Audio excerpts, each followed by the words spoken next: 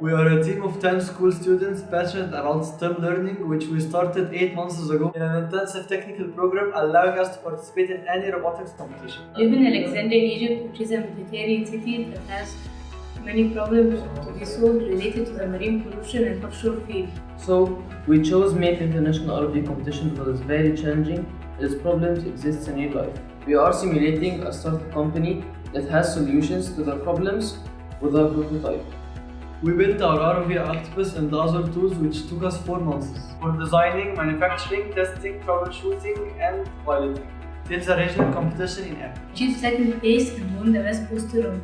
We are qualified to the international competition on the 20th of June at Kingsport Aquatic Center in Tennessee, USA. Your support won't only help us compete in the finals, but you will help us proving our solution validity and go through applying it by the cooperation of other companies to have a better marine life and safe underwater technology. Vortex Brainnovate. Thank you.